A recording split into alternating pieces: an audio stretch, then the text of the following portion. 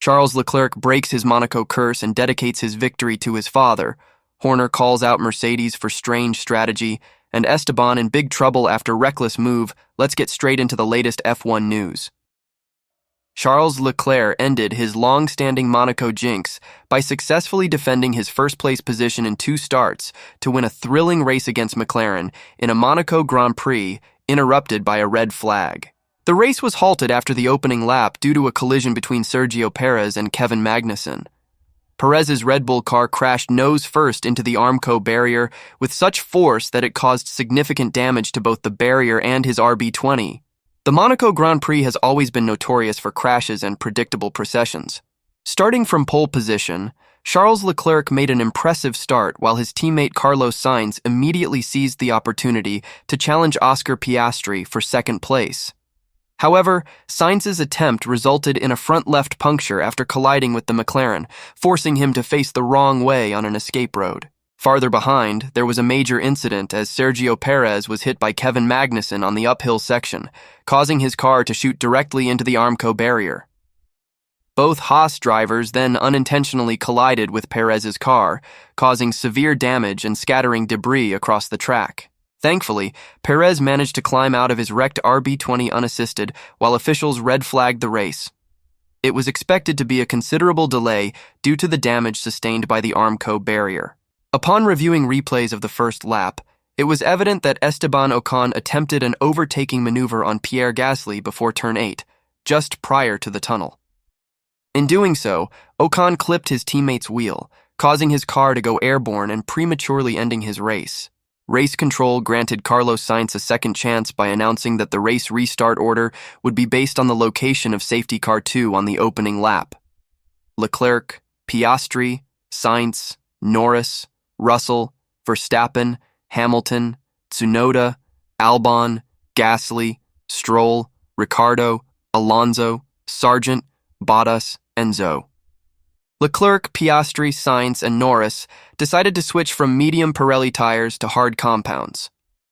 Tsunoda and Albon made the same choice, while Russell, Verstappen, and Hamilton went from hard to medium.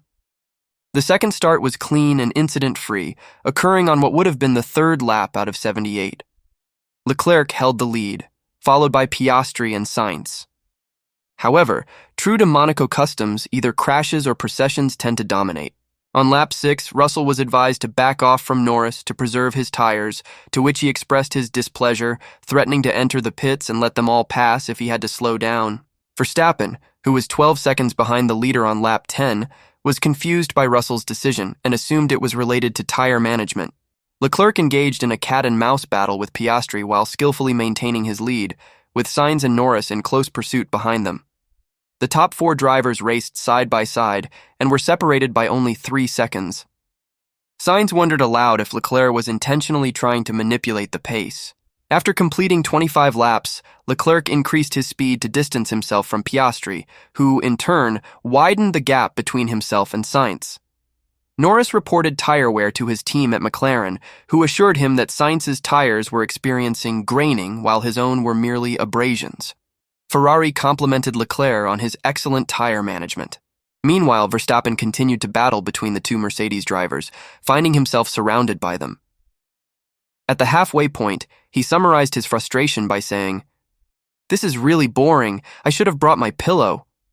In another fight for position, Albon closely pursued Tsunoda, while Alonso in 12th place slowed down to impede the cars behind him, giving his teammate Stroll some breathing room. While Ferrari considered potential strategies, Leclerc received an instruction to drive even slower to prevent Norris from creating a pit stop gap.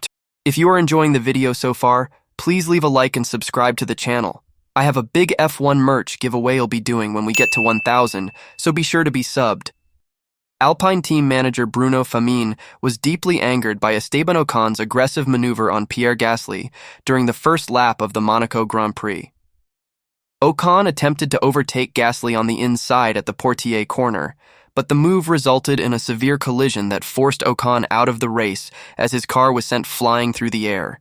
Starting from 11th place, right behind Gasly, the French driver saw a small opening on the right side of the Portier corner and decided to position his car alongside his teammates.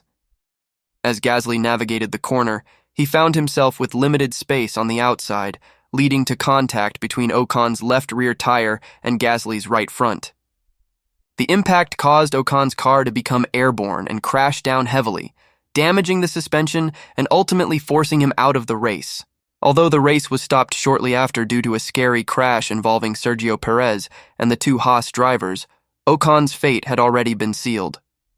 Following an investigation, the FIA stewards held Ocon responsible for the incident, resulting in a 10-second time penalty.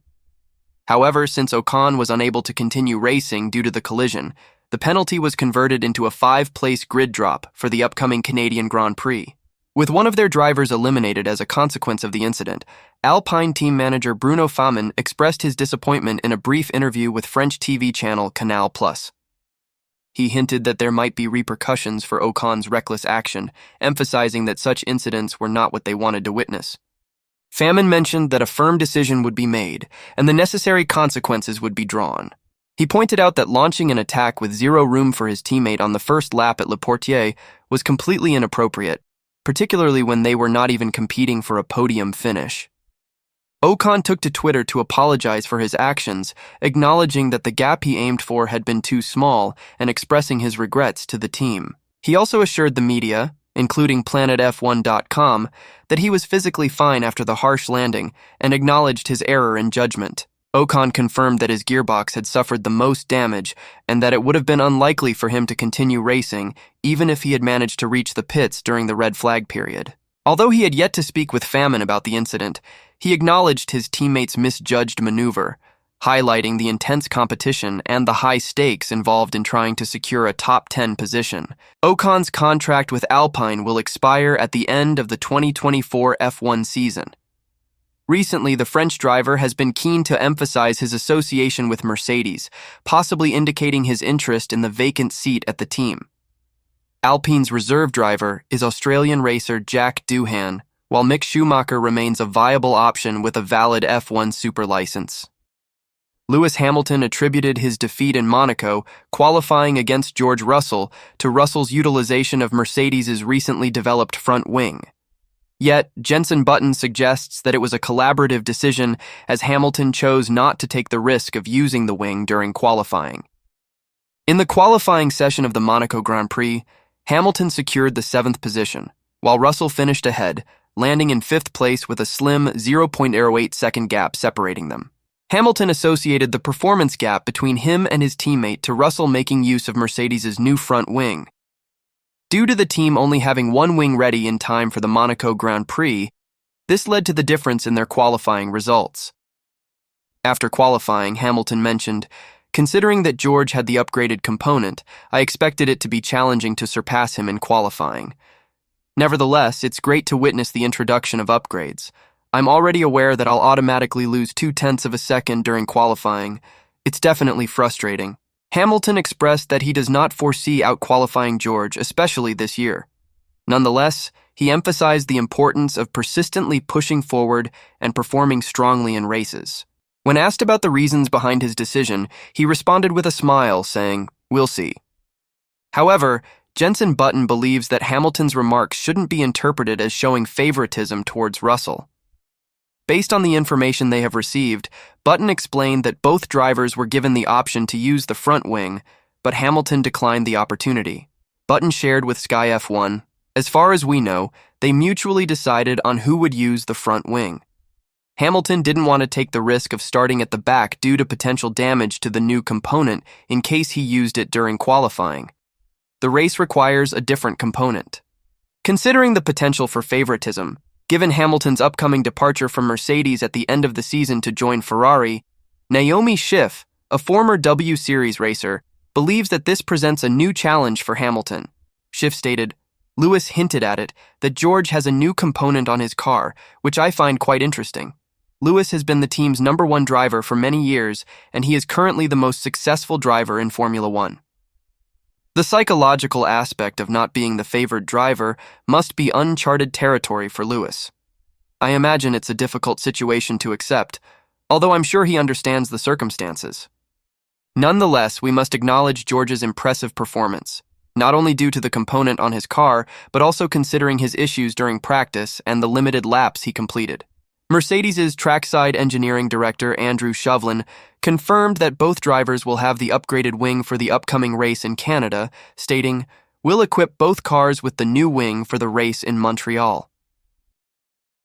Christian Horner, the head of the Red Bull team, expressed his confusion and disagreement with Mercedes' approach to defending their fifth-place position against Max Verstappen in Monaco.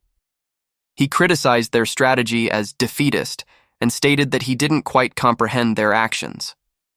Due to a crash involving multiple cars, including Red Bull's Sergio Perez, the race was temporarily paused, and a standing restart was initiated. This presented an opportunity for drivers to continue with their current set of tires until the end of the race, which Mercedes took advantage of by keeping George Russell on his medium tires. Russell managed to complete a remarkable 77-lap stint on the same set of tires, deliberately slowing down his pace while in fifth position.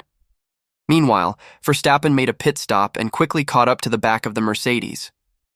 Towards the end of the race, Russell significantly increased his speed, finishing only 5 seconds behind Lando Norris from McLaren. The victory on home soil in Monaco went to Charles Leclerc from Ferrari, with McLaren's Oscar Piastri and Leclerc's teammate Carlos Sainz joining him on the podium. At the finish line, Verstappen trailed Russell by just half a second. Horner found himself perplexed by Mercedes' strategy, considering it very defeatist. When questioned by the media about whether the 2024 Formula One season appears to be more challenging for Red Bull than initially anticipated, Horner responded affirmatively, mentioning that Ferrari and McLaren are proving to be strong competitors. Horner further expressed his lack of comprehension regarding Mercedes' race strategy. He believed that Russell adopted an excessively cautious approach by sacrificing time early on, only to become significantly faster towards the end. However, Horner didn't feel that their strategy would have changed the outcome, as Mercedes was not in a position to overtake other competitors. He labeled their overall approach as defeatist, merely focused on defending fifth place. George Russell shed some light on Mercedes' strategy, suggesting that the threat from Verstappen was well under control. He described the race as long and unusual, with the first 30 laps being rather uneventful. Once Verstappen made his pit stop, Russell increased his pace and was surprised to realize how much he had closed the gap with the Ferraris and McLarens. He felt content with his performance and the fact that he held off Verstappen's pressure. Russell expressed some frustration with the red flag interruption, as it eliminated any chances for exciting strategic maneuvers. Nevertheless, he believed that he and the team made the most of the situation, completing an impressive 77 laps on the medium tires. He noted the positive aspects, such as the car feeling good, the team's hard work, and his anticipation for the next race. With his victory in Monaco, Leclerc reduced Verstappen's lead in the Drivers' Championship to 31 points. Now watch this video next to get the latest F1 news, and make sure to be subbed, as I'll be dropping another F1 news video later today.